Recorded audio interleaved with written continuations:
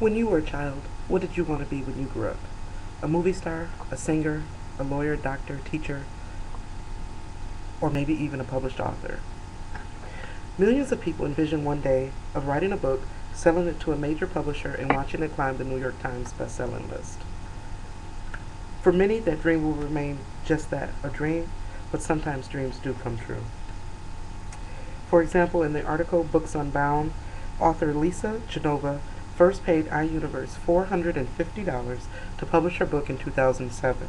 About a year later, Lisa got an agent and then an offer from publishing company Simon & Schuster for over $500,000. I myself have been writing since I was a child, and being a famous author has always been a dream of mine.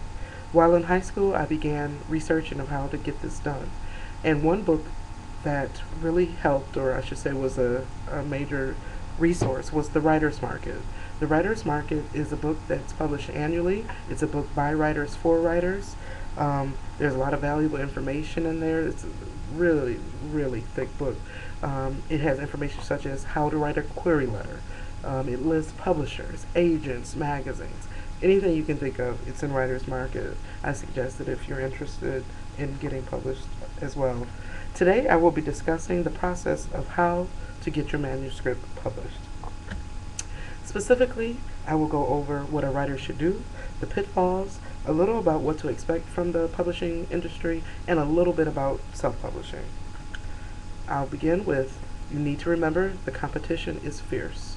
There are a lot of writers out there, more so today than in yesterday's. But anyway, once you've written your book, ask yourself, how is my book unique?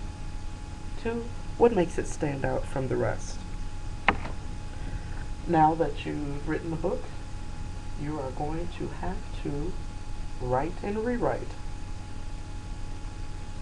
And because it's hard for an author to be objective about their own material, it's suggested that you ask your friends and family to review the manuscript and to mark areas they can't understand, where they disagree with the text, where they're bored, and all grammatical errors.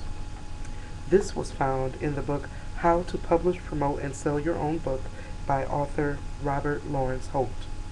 Now you know how to prepare your novel, let's discuss some of your obstacles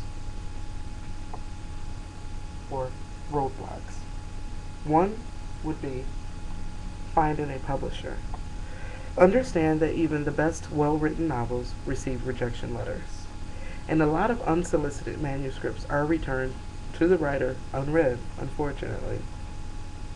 One suggestion from the author Robert Lawrence Holt is to send a query letter addressed to the editor by name instead of the unsolicited manuscript.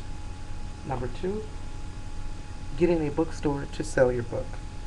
You need to know that a bookstore only has a certain number of shelves, so that means they can only accommodate a certain number of books, which ultimately means they're probably going to go with the popular, wide known, James Patterson, Elin Harris, Stephen King. They're going to go with the most popular people, okay? And also, while doing research, I found out, let's say there's a book just sitting there on the shelf and it's not selling. The bookstore can return the entire inventory to the publishing company for a full refund. So that's going to play a part too.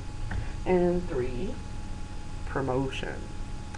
Few publishers do a good job of marketing, and again, that's even with the wide-known authors.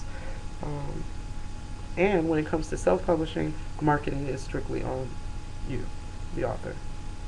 After you've written and rewritten, after you've received rejection letters, there is still one more option we've been kind of talking about, and that's self-publishing. 2 good points about self-publishing is you can do it for free, and 2, you can select your options right online as far as the book's style, font, and cover. Author Elin Harris, who I just mentioned, who unfortunately passed away this past July, he was unable to get a book deal for his first book, Invisible Life. He ended up self-publishing and selling it from the trunk of his car. He went on to have 10 consecutive books to make the New York Times bestseller list, making him one of the most successful African-American authors of his era. With today's technology, as you've heard, anyone can self-publish. Fortunately for the publishing industry, there are still people like me whose ultimate dream is to get signed with a major publishing company.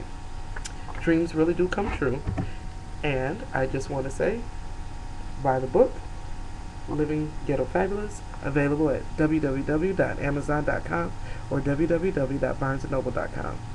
Thank you.